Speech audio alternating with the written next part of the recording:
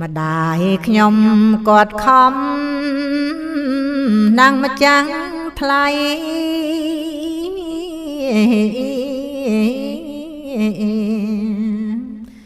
ទាំងយប់ទាំងថ្ងៃមិនស្រាំងស្រាន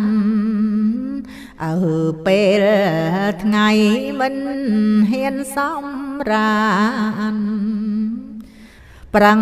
អើយកូនបានហូប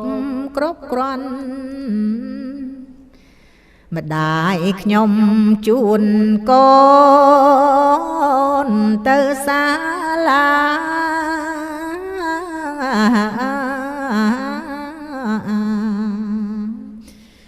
រៀនវិជ្ជា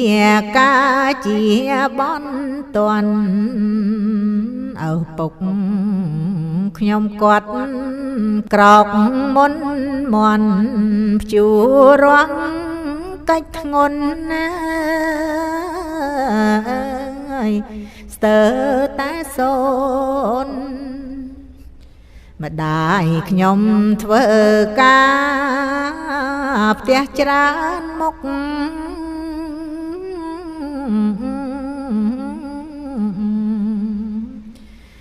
រៀបចំស្លោស្លុកទុកឲ្យកូនឪពុកខ្ញុំពិតជាសំសួនកូនជីង3 4គាត់ញញឹមម្ដាយខ្ញុំខំជួត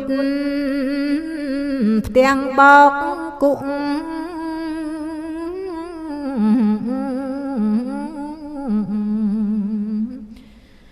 រងាវិវុគាត់សង្ឃឹមឪពុកខ្ញុំភ្ញាក់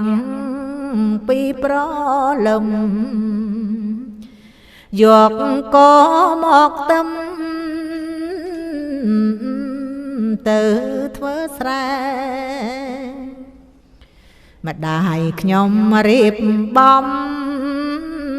រងបាយទឹក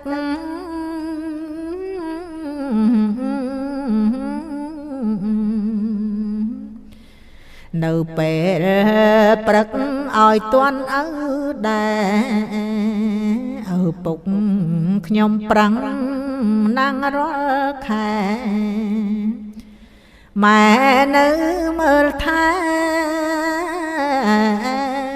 កូនប្រុសស្រី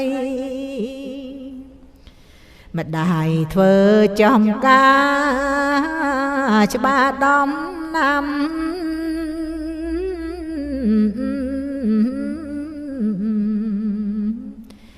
ជីកដាក់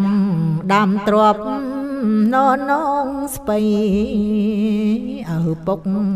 ប្រាប់កូនឲ្យលោកលីរៀនសូត្ររាល់ថ្ងៃទៅបានល្អម្ដាយខ្ញុំខំលុកដូរនៅផ្សារ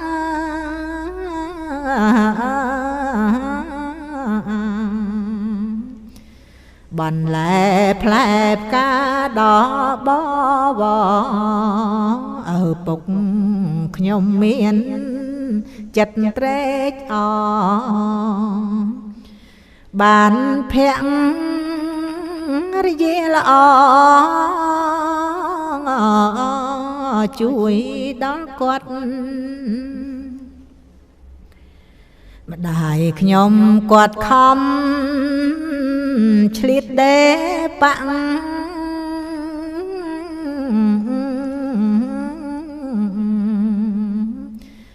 បោកអាវប្រឡាំងដោយមកចត់ឪពុកមានព្រំវិហារប្រាកដហើយមានអំណត់គ្រប់កិច្ចការម្ដាយខ្ញុំជាស្ត្រី ដៃ100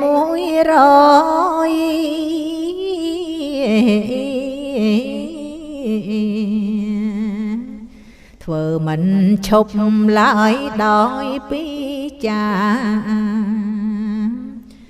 ឪម៉ែគាត់មានក្តីប្រាថ្នាឲ្យកូនសិក្សាបានខ្ពង់ខ្ពស់